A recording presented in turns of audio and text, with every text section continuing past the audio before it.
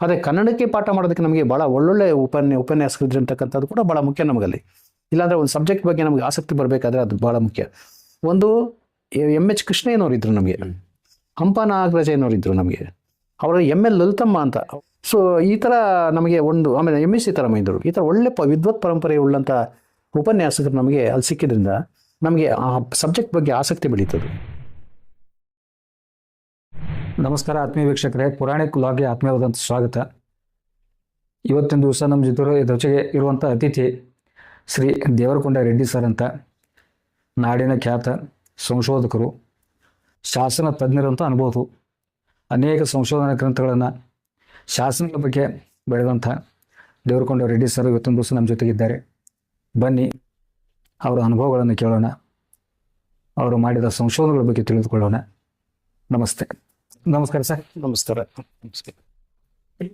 ನಿಮ್ಮ ಊರು, ನಿಮ್ಮ ಹಿನ್ನೆಲೆ, ನಿಮ್ಮ ವಿದ್ಯಾಭ್ಯಾಸ, ಮೂಲತಃ ತಾವು ಎಲ್ಲಿಯವರು, ಅದ್ರ ಬಗ್ಗೆ ಸ್ವಲ್ಪ ನಮ್ಮ ವೀಕ್ಷಕರಿಗೆ ಮಾಹಿತಿಯನ್ನು ಕೊಡಬೇಕಾಗಿ ವಿನಂತಿ.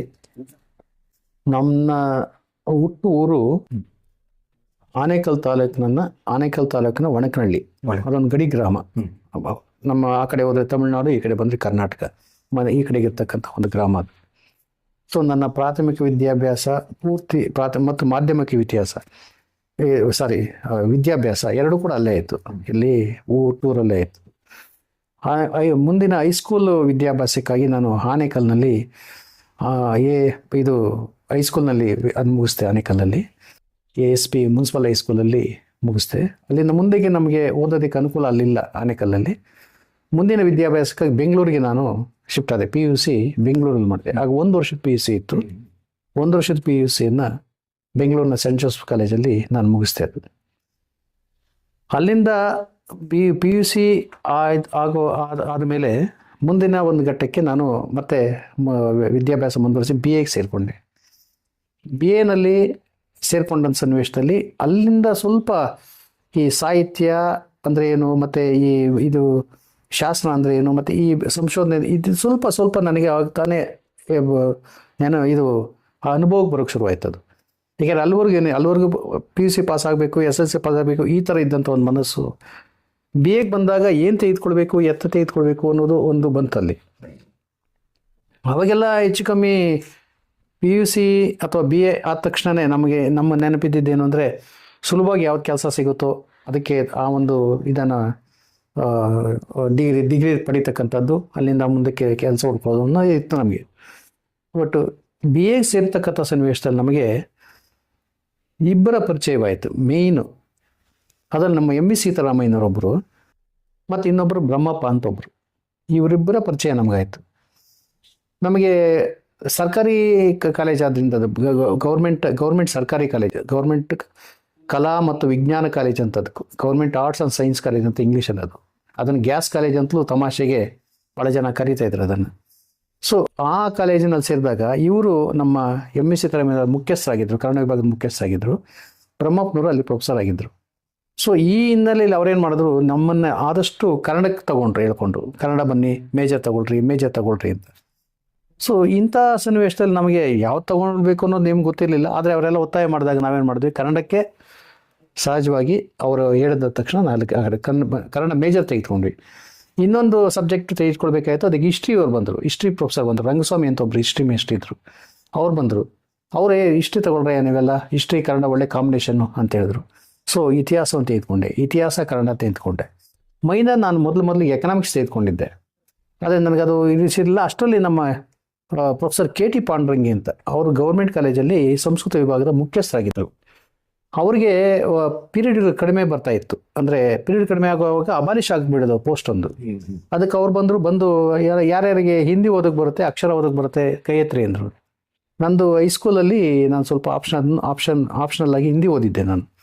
ನಾನು ಕೈ ಎತ್ತಿದ್ದೆ, ನಾನು ಬರುತ್ತೆ ಅಂತ. ಬರೋ ನೀನು ಸಂಸ್ಕೃತ ಕಲಿ ಬರೋ ಅಂದರು ಅವರು.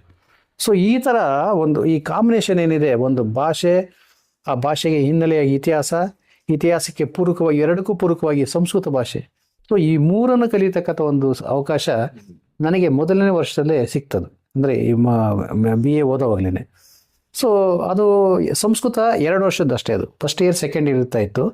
ಸೆಕೆಂಡ್ ಇಯರ್ಗೆ ನಿಂತೋಗೋದು, ಅದು ಮೈನರ್ ಸಬ್ಜೆಕ್ಟ್ ಅದು.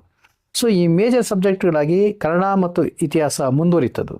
ಸೊ ಮುಂದೆ ಬಿ ಎ ತರಗತಿಗಳನ್ನು ನಾನು ಇದರಲ್ಲೇ ಮುಗಿಸ್ದೆ, ಅಲ್ಲಿ ಗೌರ್ಮೆಂಟ್ ಕಾಲೇಜಲ್ಲೇ ಅದನ್ನು ಮುಗಿಸ್ದೆ. ಫೈನಲ್ಗೆ ಇದ್ದಿದ್ದು ನಮಗೆ ಕನ್ನಡ ಮತ್ತು ಇದು ಇತಿಹಾಸ ಒಂದೇ. ಆದರೆ ಕನ್ನಡಕ್ಕೆ ಪಾಠ ಮಾಡೋದಕ್ಕೆ ನಮಗೆ ಭಾಳ ಒಳ್ಳೊಳ್ಳೆ ಉಪನ್ಯಾಸಕರು ಇದ್ದಿರ್ತಕ್ಕಂಥದ್ದು ಕೂಡ ಭಾಳ ಮುಖ್ಯ ನಮಗಲ್ಲಿ. ಇಲ್ಲಾಂದರೆ ಒಂದು ಸಬ್ಜೆಕ್ಟ್ ಬಗ್ಗೆ ನಮಗೆ ಆಸಕ್ತಿ ಬರಬೇಕಾದ್ರೆ ಅದು ಭಾಳ ಮುಖ್ಯ. ಒಂದು ಎಚ್ ಕೃಷ್ಣಯ್ಯನವ್ರು ಇದ್ದರು ನಮಗೆ, ಹಂಪ ನಾಗರಾಜಯ್ಯನವ್ರು ಇದ್ದರು ನಮಗೆ, ಅವರ ML ಲಲಿತಮ್ಮ ಅಂತ, ಅವರು ಮುಂದೆ ಒಂದು ಬೆಟ್ಟದ ಮೇಲೆ ಅವ್ರ ತಂದೆಯವರು ಕಟ್ಟಿದಂಥ ದೇವಸ್ಥಾನದ ಅಧ್ಯಕ್ಷರಾಗಿ ಈಗಲೂ ಇದ್ದಾರೆ. ಅವರು ವಯಸ್ಸಾಗಿದೆ, 90 ಮೇಲೆ ಆಗಿದೆ, ಅವರಿದ್ದಾರೆ. ಅವರೊಬ್ಬರು. ಸೊ ಈ ಥರ ನಮಗೆ ಆಮೇಲೆ MSc ಥರಮ್ಮ ಇದ್ದರು. ಈ ಥರ ಒಳ್ಳೆ ವಿದ್ವತ್ ಪರಂಪರೆ ಉಳ್ಳಂಥ ಉಪನ್ಯಾಸಕರು ನಮಗೆ ಅಲ್ಲಿ ಸಿಕ್ಕಿದ್ರಿಂದ ನಮಗೆ ಆ ಸಬ್ಜೆಕ್ಟ್ ಬಗ್ಗೆ ಆಸಕ್ತಿ ಬೆಳೀತದ್ದು. ಮತ್ತು ಹಿಸ್ಟ್ರಿಯಲ್ಲೂ ಕೂಡ ಅಷ್ಟೇ. ಸತ್ಯನಾರಾಯಣ ರಾವ್ ಅಂತ ಒಬ್ಬರು ಇದ್ದರು, ಅವರು ಚನ್ನಪಟ್ಟಣದವರು. ಅವರ ಭಾವ ನನಗೆ ಮಿಡ್ಲ್ ಸ್ಕೂಲಲ್ಲಿ ಮೇಸ್ಟ್ ಆಗಿದ್ರು ನಮ್ಮೂರಲ್ಲಿ. ಸೊ ಆ ಸಂಪರ್ಕದಲ್ಲಿ ಹಿಸ್ಟ್ರಿಯನ್ನು ನೀನು ತಗೊಳ್ಳೋ ಅಂತ ಹೇಳ್ಬಿಟ್ಟು ಹಿಸ್ಟ್ರಿ ಬಗ್ಗೆ ಅವರು ಭಾಳಷ್ಟು ನಮಗೆ ಒಲವನ್ನು ಉಂಟು ಮಾಡಿದ್ರು. ಅಂದರೆ ಇತಿಹಾಸ ಮತ್ತು ಕನ್ನಡ ಎರಡೂ ಸಬ್ಜೆಕ್ಟ್ಗಳನ್ನು ಅವರು ಈ ಒಂದು ಟೀಮ್ ಏನಿದೆ ನಮಗೆ ಅರದು ಕುಡಿಸಿದ್ರು. ಅರದು ಕುಡಿಸಿದ್ರೆ ಅಂತ ಹೇಳ್ಬೋದು ಆ ಪದನ, ನಾನು ಅದೇನು ಅತಿಶಯೋಕ್ತಿ ಅಲ್ಲ ಅದು. ಸೊ ಹೀಗಾಗಿ ನನಗೆ ಆ ಎರಡೂ ಸಬ್ಜೆಕ್ಟ್ಗಳ ಬಗ್ಗೆ ಇಂಟ್ರೆಸ್ಟ್ ಬರೋದಕ್ಕೆ ಅದು ಭಾಳ ಮುಖ್ಯವಾದಂಥ ಕಾರಣ ಆಯಿತು. ಆದರೆ ಶಾಸನದ ಬಗ್ಗೆ ನನಗೆ ಅಷ್ಟೊಂದು ಒಲವು ಇನ್ನೂ ಹುಟ್ಟಿರಲಿಲ್ಲ ಆ ಕಾಲಕ್ಕೆ. ಸೊ ಹೀಗಾಗಿ ಅಲ್ಲಿಗೆ ಒಂದು ಹಂತದ ಒಂದು ವಿದ್ಯಾಭ್ಯಾಸ ಮುಗೀತು ನಮಗೆ. BA ಮುಗಿದ ಮೇಲೆ ಮುಂದೇನು ಎಂಬತಕ್ಕಂಥದ್ದು. ಯಾಕೆಂದರೆ ಮನೆಯ ಒಂದು ಆರ್ಥಿಕ ಪರಿಸ್ಥಿತಿ ಇವೆಲ್ಲವೂ ಕೂಡ ಮುಂದೆ ನೋಡಿಕೊಂಡು ಹೋಗ್ಬೇಕಾಯ್ತು ನಾನು. ಸೊ ಅಲ್ಲಿಗೆ ನಿಲ್ಲಿಸೋದು ಅಥವಾ ಮುಂದುವರಿಸೋದು ಎಂಬತಕ್ಕಂಥ ಒಂದು ಸನ್ನಿವೇಶದಲ್ಲಿ ನಾನಿದ್ದಂಥ ಸನ್ನಿವೇಶದಲ್ಲಿ ಆಗ ನಮ್ಮ ತಾತ ಒಂದು ಉಪಾಯ ಮಾಡಿದ್ರು. ನಿಮ್ಮ ಮಾವ ಓದಿಸ್ತಾನೆ, ಮುಂದೆ MA ಓದೋದಾದರೆ ನೀನು ಅಲ್ಲಿ ನಿಮ್ಮ ಮಾವನ ಕೇಳ್ಕೊ ಹೋಗು ಅಂದ್ಬಿಟ್ರು. ಸೊ ಹೀಗಾಗಿ ನಾನು ಅನಿವಾರ್ಯವಾಗಿ ನಮ್ಮ ಸೋದರತ್ತೆ ಗಂಡ ನಮ್ಮ ಮಾವ ಅವ್ರ ಹತ್ರ ಹೋಗಿ ಕೇಳಿದೆ. ಅವರು ಮಾಮೂಲಿ ಕಂಡೀಷನ್ನು, ಮಗಳನ್ನ ಮದುವೆ ಆಗೋದಾದರೆ ಸೊ ಮುಂದಕ್ಕೆ ನಾನೆಲ್ಲ ಸಹಾಯ ಮಾಡ್ತೀನಿ ಅಂತ. ಸೊ ಅದೇ ಥರ ಅವರು MAನಲ್ಲಿ ಸಹಾಯ ಮಾಡಿದ್ರು. ಇದು MAಗೆ ಮುಗೀತು. ಬಟ್ MAನಲ್ಲಿ ನಮಗೆ ಕೆಲವು ಪ್ರಮುಖವಾದಂಥ 2 ಘಟನೆಗಳು ನಡೀತಲ್ಲಿ.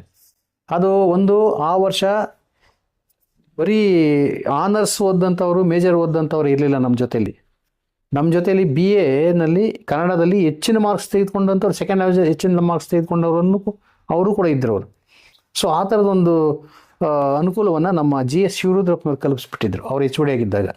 ಯಾಕೆಂದರೆ ಸ್ಟೂಡೆಂಟ್ಸ್ ಕಡಿಮೆ ಇದ್ದಾರೆ, ಜನ ಬರಲಿ ಅಂದ್ಬಿಟ್ಟು ಆ ಕಾರಣಕ್ಕೆ ಅವ್ರೇನು ಮಾಡಿದ್ರು, ಸೆಕೆಂಡ್ ಲ್ಯಾಂಗ್ವೇಜ್ನವರು ಕೂಡ ಕನ್ನಡ MA ಓದ್ಬೋದು ಎಂಬತಕ್ಕಂಥ ಒಂದು ಇದನ್ನು ಅವರು ಒಂದು ಅನುಕೂಲ ಕಲ್ಪಿಸಿದ್ರು. ಹೀಗಾಗಿ ಆಗ ನಮ್ಮ ಜೊತೆಯಲ್ಲಿ KV ನಾರಾಯಣ್, ಆಮೇಲೆ KP ಭಟ್ರಿದ್ರು, ಆಮೇಲೆ ತಾಳದಾಜ ವಸಂತ್ ಕುಮಾರ್ ಇರ್ಬೋದು, ಮತ್ತು ಈ ಥರದ ಖ್ಯಾತನಾಮರು ಒಳ್ಳೊಳ್ಳೆ ಇವರೆಲ್ಲ ನಮ್ಮ ಜೊತೆಲಿ ನಮ್ಮ ಜೊತೆ MAನಲ್ಲಿ ಓದುವಾಗ ಜೊತೆ ಆದರು ಅವರೆಲ್ಲ. ಸೊ ಅಲ್ಲಿ MAನಲ್ಲಿ 2 ಆಪ್ಷನ್ ಇತ್ತು.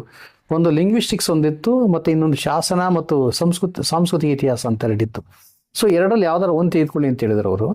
ನಾವೊಂದೊಂದು ಗುಂಪಿತ್ತು, ನಮ್ಮ ಗುಂಪೆಲ್ಲ ಏನು ಮಾಡಿತು, ನಾವು ಈ ಶಾಸನ ಮತ್ತು ಸಾಂಸ್ಕೃತಿಕ ಇತಿಹಾಸ ಅದನ್ನು ತೆಗೆದುಕೊಂಡು ನಾವು MAನ ಪೂರೈಸಿದ್ವಿ. ಅಲ್ಲಿಂದ ಆಚೆಗೆ ಶಾಸನಗಳ ಬಗ್ಗೆ ಸ್ವಲ್ಪ ನನಗೆ ಒಲವು, ಅಂದರೆ ನನ್ನ ಹಳೆಗನ್ನಡ ಆಯಿತು, ಹಳೆಗನ್ನಡ ಜೊತೆಗೆ ಇತಿಹಾಸ ಆಯಿತು, ಇವೆರಡಕ್ಕಿಂತ ಮುಂದಿನ ಕ್ವಶನ್ ಅಂತ ಅದೇ ಪ್ರಶ್ನೆ. ಇತಿಹಾಸ ಮತ್ತು ಪ್ರಾಚ್ಯವಸ್ತು ಶಾಸನಗಳು ಇದರಲ್ಲಿ ನಿಮಗೆ ಬೆಳೆದಂಥ ಆಸಕ್ತಿ ಹೇಗೆ? ಸರಿ, ಈಗ ಈ ಶಾಸನ ಇದು ಫೈನಲ್ ಇಯರ್ ಬಂದಾಗ MAನಲ್ಲಿ ನಾವು ಆಪ್ಷನ್ ತೆಗೆದುಕೊಳ್ಬೇಕಾಯ್ತು. ಯಾವ್ದಾದ್ರು ಒಂದು ಆಪ್ಷನಲ್ ಸಬ್ಜೆಕ್ಟು ನಾವು ಓದ್ತಾ ಇದ್ದ ಸಬ್ಜೆಕ್ಟಲ್ಲಿ ಆಪ್ಷನಲ್ ಸಬ್ಜೆಕ್ಟ್ ತೆಗೆದುಕೊಳ್ಬೇಕಾಯ್ತು ನಾವು. ಆಗ ನನಗೆ ಬಂದಿದ್ದು ಅಂದರೆ, ನನಗೆ ಅನುಕೂಲಕ್ಕೆ ಬಂದಿದ್ದು ಅಂದರೆ ನಮ್ಮ MC ಚಿದಾನಂದ ಮೂರ್ತಿಗಳು. ಸೊ ಡಾಕ್ಟರ್ ಎಂ ಚಿದಾನಂದ ಮೂರ್ತಿಗಳು ಅವ್ರೇನು ಮಾಡಿದ್ರು, ಅವ್ರು ಶಾಸನ ನಿಮಗೆ ತೆಗೆದುಕೊಳ್ತಾ ಇದ್ರು ಪಾಠ.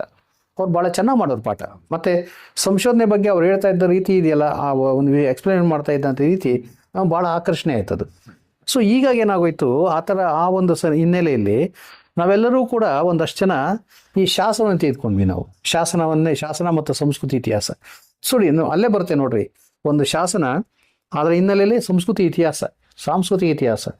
ಸೊ ಇತಿಹಾಸವನ್ನು ನಾವು, ಆ ಶಾಸನ ಬರೀ ಶಾಸನವಾಗಿರಲಿಲ್ಲ, ಅದು ಶಾಸನ ಬರೀ ಲ್ಯಾಂಗ್ವೇಜ್ ಆಗಿರಲಿಲ್ಲ, ಅದು ಶಾಸನದಲ್ಲಿ ಇತಿಹಾಸವೂ ಇತ್ತು ಎಂಬತಕ್ಕಂಥದ್ದು. ಹೀಗಾಗಿ ಒಂದು ಶಾಸನ ಓದಬೇಕಾದ್ರೆ ನಾವು ಇತಿಹಾಸವನ್ನು ಓದಬೇಕಾಗಿತ್ತು, ಭಾಷೆಯನ್ನು ಓದಬೇಕಾಗಿತ್ತು, ಅಲ್ಲಿರ್ತಕ್ಕಂಥ ಸಾಂಸ್ಕೃತಿಕ ವಿಷಯಗಳನ್ನು ಹೆಕ್ಕಬೇಕಾಗಿತ್ತು, ಮತ್ತು ಇದು ಅದರ ಕಾವ್ಯ ಗುಣವನ್ನು ಕೂಡ ನಾವು ನೋಡಬೇಕಾಗಿತ್ತು. ಇಷ್ಟು ಒಂದು ಶಾಸನವನ್ನು ನಾವು ಅಧ್ಯಯನ ಮಾಡಬೇಕಾದ್ರೆ ನಾವು ಅದನ್ನು ಆ ಹಿನ್ನೆಲೆಗಳಲ್ಲೆಲ್ಲ ಶಾಸನ ನೋಡಬೇಕಾಗಿತ್ತು. ಹೀಗಾಗಿ ಶಾಸನವನ್ನು ನಾವು ಶಾಸನ ಎಂಬತಕ್ಕಂಥದ್ದು ಬರೀ ಯಾವುದೋ ಒಂದು ಪಠ್ಯವಾಗಿ ನಮ್ಗೆ ಉಳಿಲಿಲ್ಲ, ಅದು ಒಂದು ಜೀವಂತವಾಗಿರ್ತಕ್ಕಂಥ ಒಂದು ಬೇರೆ ಯಾವುದೋ ಒಂದು ಸನ್ನಿವೇಶವನ್ನು ತೋರಿಸ್ತಕ್ಕಂಥ ಒಂದು ಮಾಧ್ಯಮವಾಗಿ ನಮಗೆ ಅದು ಕಾಣಿಸ್ಕೊಂತು. ಹೀಗಾಗಿ ನಾವು ಶಾಸನ ಅಂದರೆ ಅದು ಇತಿಹಾಸ ಬೇರೆ ಅಲ್ಲ, ಶಾಸನ ಅಂದರೆ ಸಾಹಿತ್ಯ ಬೇರೆ ಅಲ್ಲ, ಶಾಸನ ಅಂದರೆ ಅದು ಸಾಂಸ್ಕೃತಿಕ ಇತಿಹಾಸ ಬೇರೆ ಅಲ್ಲ ಎಂಬತಕ್ಕಂಥ ರೀತಿಯಲ್ಲೇ ನಾವು ಶಾಸನವನ್ನು ಅಧ್ಯಯನ ಮಾಡ್ಕೊಂಡು ಹೋಗಿದ್ದು. ಹೀಗಾಗಿ ನಾನು ಸಾಹಿತ್ಯ ಮತ್ತು ಸಂಸ್ಕೃತಿ ಮತ್ತು ಇತಿಹಾಸದ ಕಡೆಗೆ ಬರೋದಕ್ಕೆ ನಮ್ಮ ಎಂ ಚಿದಾನಂದ ಮೂರ್ತಿಗಳು ಬಹುಮಟ್ಟಿಗೆ ಕಾರಣರು.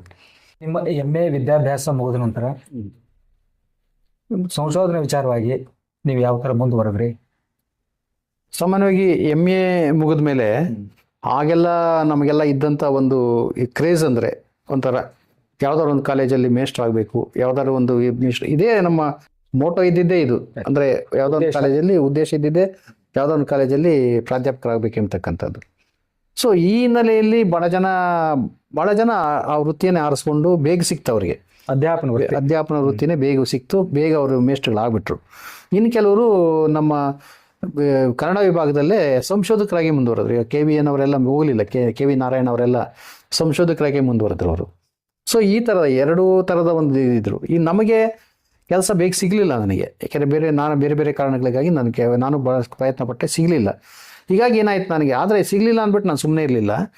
ಆ ಹಿನ್ನೆಲೆಯಲ್ಲಿ ನಮಗೆ ಇನ್ನೊಂದು ಭಾಳ ಪ್ರಮುಖವಾದಂಥ ಒಂದು ಸಂಗತಿ ಅಂದರೆ ಇಲ್ಲಿ ಹೇಳಬೇಕಾದ್ದು, ವಾರಕ್ಕೆ ಒಂದು ಸಾರಿ ಶನಿವಾರ ಸಾಯಂಕಾಲ ಮಧ್ಯಾಹ್ನದ ಮೇಲೆ ನಮ್ಮ ವಿಭಾಗಗಳಲ್ಲಿ ಒಂದು ಸೆಮಿನಾರ್ ಇಟ್ಕೊಳ್ತಾ ಇದ್ರು.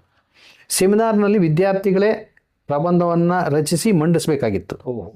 ಸೊ ಸಂಶೋಧನಾ ಪ್ರಬಂಧವನ್ನು ಮಂಡಿಸಬೇಕಾಗಿತ್ತು ಮತ್ತು ಅದನ್ನು ನಾವೇ ಬರೀಬೇಕಾಗಿತ್ತು, ಅದನ್ನು ಮಂಡಿಸಬೇಕಾಗಿತ್ತು. ಸೊ ಈ ಹಿನ್ನೆಲೆ ನಾನೇನು ಮಾಡಿದೆ, ನನಗೆ ಮೊದಲೇ ಶಾಸನಗಳು ಪರಿಚಯ ಇದ್ದಿದ್ದರಿಂದ ಮತ್ತು ನಮ್ಮ ಸುತ್ತಮುತ್ತಲ ಶಾಸನಗಳು ಇಟ್ಕೊಂಡು ನಾನೇನು ಮಾಡಿದೆ, ಒಂದು 2-3 ಲೇಖನ ಬರೆದೆ. ನಾನು ಮೊದಲಿಗೆ ಕೋಡಿಮಠ, ನಮಗೆ ಒಂದು ಟೆಕ್ಸ್ಟ್ ಆಗಿತ್ತು ಕೋಡಿಮಠದ ಶಾಸನ ಅಂತ, ಬಳ್ಳಿಗಾವಿಯ ಕೋಡಿಮಠ ಶಾಸನ ಆಗಿತ್ತದು. ಸೊ ಅದ್ರ ಬಗ್ಗೆನೇ ಒಂದು ಲೇಖನ ಬರೆದೆ. ಅದು ಮೊದಲ ಲೇಖನ ನಂದು. ಸೊ ಅದ್ರ ಮೇಲೆ ಲೇಖನ ಬರೆದು ಅದನ್ನು ನಾನು ಅಲ್ಲಿ ಪ್ರಬಂಧ ಮಂಡಿಸಿದೆ. ಸೊ ಯಾವಾಗ ಅದ್ರ ಬಗ್ಗೆ ಒಂದು ಅಪ್ರಿಸಿಯೇಷನ್ ಬಂತು, ಅಂದರೆ ಒಂದು ಹೊಗಳಿಕೆ ಬಂತು, ನನಗೆ ಇನ್ನು ಸ್ವಲ್ಪ ಸ್ಫೂರ್ತಿ ಬಂತು. ಸೊ ಇದೇ ಥರ ಶಾಸನದ ಮೇಲೆ ಯಾಕೆ ಮಾಡಬಾರ್ದು ಅಂತ. ಸೊ ಹೀಗಾಗಿ ಆ ಕೋಡಿಮಠದ ಶಾಸನವನ್ನು ಮತ್ತೆ ತೀಡಿ ಇನ್ನೊಂದು ಸಾರಿ ಬರೆದು ಇನ್ನೊಂದು ಸಾರಿ ಕಾಪಿ ಮಾಡಿ ಸ್ವಲ್ಪ ತೃಪ್ತಿ ಆಗೋವರೆಗೂ ಮಾಡಿ ಕೊನೆಗೆ ಅದನ್ನು ನಮ್ಮ ಬೆಂಗಳೂರು ವಿಶ್ವವಿದ್ಯಾಲಯದಲ್ಲಿ ಆಗ್ತಾನೆ ಬರ್ತಾ ಇದ್ದಂಥ ಒಂದು ಸಾಪ್ತಾಹ, ಇದು ವಾರ್ಷಿಕ ಇತ್ತು, ಸಾಧನೆ ಅಂತ. ಆ ಸಾಧನೆಯಲ್ಲಿ ಮೊದಲು ಅದನ್ನು ಪ್ರಕಟಿಸಿದೆ. ಅದು ಪ್ರಕಟ ಆಗಿ ಬಂದ್ಬಿಡ್ತು. ಅದು ಪ್ರಕಟ ಆಗಿ ಬಂದಮೇಲೆ ನಮ್ಗೆ ಇನ್ನೂ ಉತ್ತೇಜನ ಜಾಸ್ತಿ ಆಯಿತು. ಯಾಕೆಂದರೆ ಒಂದು ವಿಶ್ವವಿದ್ಯಾಲಯದ ಪತ್ರಿಕೆ ನಮ್ಮ ಲೇಖನ ಪ್ರಕಟ ಆಗಿ ಬಂತಲ್ಲ ಎಂಬತಕ್ಕಂಥದ್ದು. ಸೊ ಅದೇ ನಂತರ ಅಲ್ಲೇ ಇದ್ದಂಥ ಬೇಗೂರು ವೀರ್ಗಲ್ ತಗೊಂಡೆ. ಬೇಗೂರು ವೀರ್ಗಲ್ ಬಗ್ಗೆ ಅದ್ರ ಪಾಠ ಇತ್ಯಾದಿಗಳು ಏನು ತೊಡಕಿತ್ತು ಆ ತೊಡಕನ್ನೆಲ್ಲ ತಿದ್ದಿ ಸೊ ಅದ್ರ ಬಗ್ಗೆ ಒಂದು ಪ್ರಬಂಧ ಮಂಡಿಸಿದೆ. ಸೊ ಹೀಗೆ ಅಲ್ಲಿಂದ ಆಚೆಗೆ ಶುರುವಾಗಿದ್ದು ಒಂದೊಂದೇ ಶಾಸನಗಳನ್ನು ಕುರಿತು ಪ್ರಬಂಧಗಳನ್ನು ಮಂಡಿಸೋದಕ್ಕೆ ಅಧ್ಯಯನ ಮಾಡೋದು, ಪ್ರಬಂಧಗಳನ್ನು ಮಂಡಿಸೋದು, ಬೇರೆ ಬೇರೆ ಕಡೆಗಳನ್ನು ಮಂಡಿಸ್ತಕ್ಕಂಥದ್ದು. ಸೊ ಈ ಥರದ ಒಂದು ಹವ್ಯಾಸ ಬೆಳೀತಾ ಬಂತು. ಹೀಗಾಗಿ ಅಧ್ಯಾಪನ ವೃತ್ತಿ ಹೋಗ್ಬೇಕು ಎಂಬತಕ್ಕಂಥ ಒಂದು ಆಸೆ ಒಂದು ಕಡೆಗೆ, ಅದ್ರ ಜೊತೆಗೆ ಸುಮ್ಮನೆ ಇರಬಾರ್ದು ಎಂಬತಕ್ಕಂಥ ಒಂದು ರೀತಿಯಲ್ಲಿ ಈ ಶಾಸನಗಳ ಅಧ್ಯಯನ ಮತ್ತು ಶಾಸನ ಬಗ್ಗೆ ಲೇಖನ ಬರೀತಕ್ಕಂಥದ್ದು, ಈ ಥರ ಸಂಶೋಧನಾ ಲೇಖನ ಬರೆಯೋದಕ್ಕೆ ಅದು ಕಾರಣವಾಯಿತು. ಮುಂದೆ ಇದೇ ಥರ ಇದ್ದಾಗ ನಾನು ಗುಂಡ್ಲುಪೇಟೆಗೆ ನನಗೆ ಇದು ಒಂದು ಅಪಾಯಿಂಟ್ಮೆಂಟ್ ಬಂತು. ಗುಂಡ್ಲುಪೇಟೆಯಲ್ಲಿ ನನಗೆ ಅಲ್ಲಿ ಜೂನಿಯರ್ ಕಾಲೇಜಿಗೆ ಉಪನ್ಯಾಸಕನಾಗಿ ಹೋದೆ. ನನಗೆ ಹೋದಾಗ ಅಲ್ಲಿ ಎಲ್ಲೇ ಹೋದ್ರೂ ನಾನು ಯಾವುದೇ ಊರಿಗೆ ಹೋದ್ರೂ ಕೂಡ ಒಂದು ಕುತೂಹಲ ಇರ್ತಾಯಿತ್ತು ನನಗೆ. ಸೊ ಎಲ್ಲೇ ಶಾಸನ ಸಿಗಲಿ, ಎಲ್ಲೇ ನೋಡಲಿ, ಅದನ್ನ ಬಗ್ಗೆ ತಿಳ್ಕೊಳ್ತಕ್ಕಂಥದ್ದು ಮಾಡ್ತಕ್ಕಂಥದ್ದು ಈ ಥರನೇ ಮಾಡ್ತಾಯಿದ್ದೆ ನಾನು. ಸೊ ಇದು ಸ್ವಲ್ಪ ಇದೆಲ್ಲ ಕುತೂಹಲ ನನಗೆ ಸ್ವಲ್ಪ ಮಟ್ಟಿಗೆ ನನ್ನ ಮುಂದಿನ ಒಂದು ಸಂಶೋಧನೆಗಳಿಗೆ ಅದು ದಾರಿ ಆಯ್ತದು. ಯಾಕೆಂದರೆ ಒಂದು ಹೊಸ ಪ್ರದೇಶಕ್ಕೆ ಹೋದಾಗ, ಹೊಸ ಪ್ರದೇಶದಲ್ಲಿ ನೋಡಿದಂಥ ಸನ್ನಿವೇಶದಲ್ಲಿ ಹೊಸ ದೇವಾಲಯ ಇರ್ಬೋದು, ಅದು ಹೊಸ ಶಾಸನ ಇರ್ಬೋದು, ಸ್ಥಳ ಇರ್ಬೋದು, ಇವುಗಳ ಬಗ್ಗೆ ಕುತೂಹಲವನ್ನು ಬೆಳೆಸ್ಕೊಂಡೆ. ಆ ಕುತೂಹಲ ಕೂಡ ಸಂಶೋಧನೆಗೆ ಒಂದು ಕಾರಣ ಆಯ್ತದೆ. ಸೊ ಹೀಗೆ ಈ ಸಂಶೋಧನೆಯಲ್ಲಿ ಈ ಕುತೂಹಲ ಮತ್ತು ಈ ಮಾಡಬೇಕು ಇತ್ಯಾದಿ ಶಾಸನಗಳನ್ನು ಅಧ್ಯಯನ ಮಾಡಬೇಕೆಂಬತಕ್ಕಂಥ ಒಂದು ಆಸೆ ಬಂದು ಅದರ ಮೂಲಕ ಸಂಶೋಧನೆಗೆ ನಾನು ಬಂದೆ ನಾನು.